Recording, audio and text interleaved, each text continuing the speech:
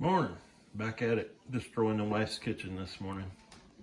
She don't know it, but I've already slung sugar syrup all over the walls. But I'll get that cleaned up here in a little bit. I want to make a little fondant. I've already made one batch. I want to see how far it would go. Made a tray there and then a tray here. That's cooling. It's pretty cool now to be ready for this next batch when I get it out. But I got a scale. I'm using a 4:1, 4 parts sugar by weight to 1 part water. So I just weigh out my sugar and then divide it by 4 and put my water in and get it up to 234, which is the softball stage on your thermometer.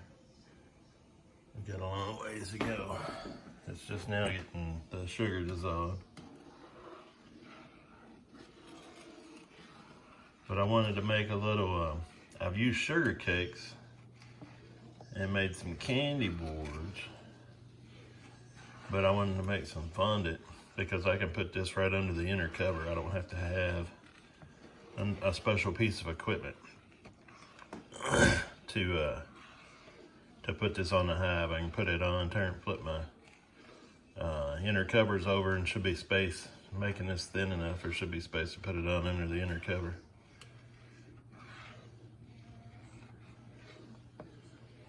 But you get this up to I think it's 234 is a softball stage.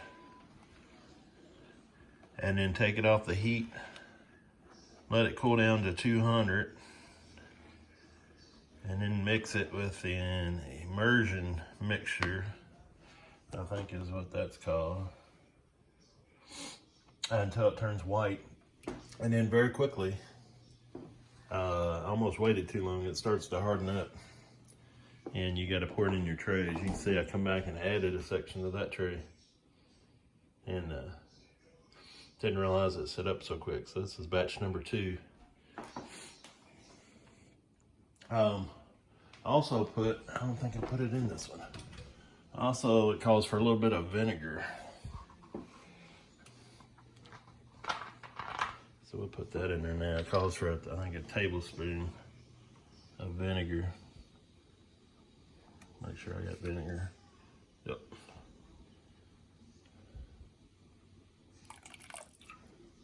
I hope that was a tablespoon.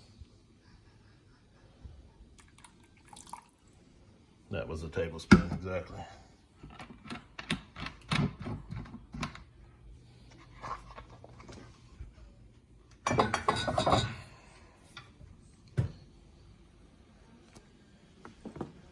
And it makes a hard candy you can put on there. I've used the fondant before. I haven't fed a whole lot in the wintertime. Sugar candy for the bees. I haven't felt like I had a need to. I always try to make sure to leave them plenty of honey. And for one, and for two, I just didn't. I felt like if the hives wasn't strong enough to make it on their own, then they can just die out, and I would have me some stronger bees with what I had to build back up from. Is the old philosophy. Now I'm gonna feed. I've already fed a lot more than I ever have, but I'm gonna feed this too. Another reason is because we had such a poor nectar flow, honey flow in the fall. We didn't have any goldenrod. I never smelt goldenrod, I don't think, one time. Just a really poor fall flow. And then this is December and it's way too warm, so the bees are getting out flying, so they're gonna have to replace using up all that energy. They're gonna eat up a lot more honey, so they need a lot more feed. I think a lot of people are gonna have bees that starve to death this winter if they don't feed. I know a lot of people in the bee clubs, the ones I'm talking to are feeding, and I think they're going to be well served by it. But this is one of those years, I think if you don't feed, you're going to have some dead hives because they're eating. They didn't have a lot of fall honey, and this warm weather is just way too warm. So I think this will work out a lot. I've been also thinking about You know, those sugar cakes, it's a lot of it's still, it turned hard. You mix a little water with it and it turns really hard. Which a fondant's gonna be hard too, but the fondant is made from dissolved sugar, and those cakes are granulated sugar. And I know I've already seen a lot of the granulated sugar on the sticky boards that I've slid in. So I'm not sure how much of that those sugar cakes are gonna be used and how much is gonna be wasted. So it has to be seen, but being as I haven't fed a whole lot, I'm gonna try a couple different ways and see how the cakes work versus how the fondant works. But definitely have something. I'll be checking the heft weight on the hives. I need to get out there and check them, see how heavy they are. If they're light at all, you need to put some kind of a sugar candy on there, a sugar fondant. Some people just pour granulated sugar on the inner cover. I think they call it the mountain camp method. I think a lot of times they just take that out of the hive. I know sometimes it'll mix with the moisture in the hive, but I think a lot more of that gets wasted. But that's just my opinion. But it's better than nothing. I mean, if your hives are starving to death and they've got that on there, maybe that'll save them. But it's better than doing nothing at all. Hopefully it'll save the bees and we'll have some good strong colonies come spring. Have a good spring. They build up.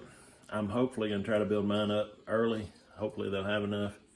Again, you know, a lot of times if they starve, they'll starve right before they take off because they're building brood and they need food for all that brood. I will feed pollen, but I'll watch and make sure they got plenty of stuff to eat until the spring flow comes in. So I don't know. We'll see how it goes. See what the temperature's up to. Looks like a little over 200. Again, I get it to that softball. Ouch, what's hot? That softball stage. So get it up to softball, take it off the heat, get it down to 200. Mix it up good till it turns white, and then pretty much immediately pour it into these pans. So I'm gonna go ahead and get the pans ready for the second batch, and we'll see how it goes. All right, this is the first batch. Didn't turn out too good. I went to the softball stage, and it's way too brittle. Not hard enough.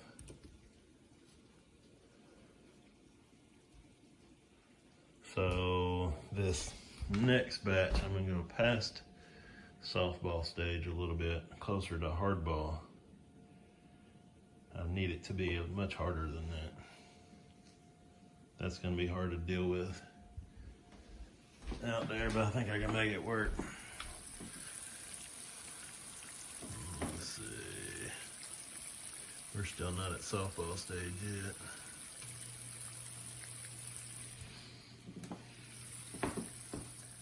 I'm gonna let it go up to hardball. I can see hardball there on the thermometer.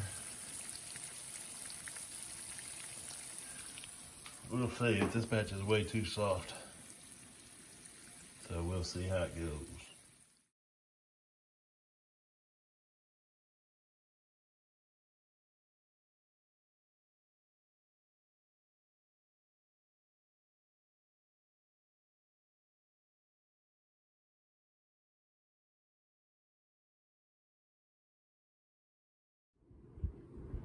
All right, got the second batch done and put in the pans. And now that the first batch has had more time to dry, it was not dry enough. I guess I just need to make one batch at a time. It's not crumbling near as bad now. It's a lot harder. I let this one cook to a little bit higher temperature, probably 240. It got up to, and then I let it cool off slowly instead of putting it in a cold bath and cooling it off so quick. So these might be a little harder, I don't know. We'll see how they turn out. They're still warm right now to the touch. But the other ones, now that I've got them crumbled up in little pieces by messing with them when it was too warm, they're a lot harder now. So I think it'd been fine if I just left them a little longer. So I probably just need to make one batch at a time. Went down to the hives to put some on, and I checked the weight. The weight is still good on the hives. The heft weight is good, and the cluster size is really good. I took a couple pictures. I'll include those with the video, but the cluster size is really good. They wasn't real happy about me being in the hive, but I only got stung once, so that's not too bad. So, yep. So we'll wait. Wait until this one hardens up some, and I'll probably take it to the property and go over there and check those hives. But I'm really surprised that the bees are doing, I don't know why, they should be, but clusters are really big, bees are doing really good, so might not need as much sugar candy as I thought. Hopefully this stuff will hold up okay. Last for a while, but we'll see how it goes. But I'll have plenty of fondant to put on them if I need to.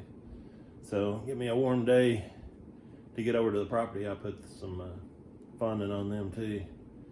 It's just hard to get over there this time of year, so it's so muddy. I just have to traipse through the mud and take it over to them, I guess. I don't know, we'll see how it goes.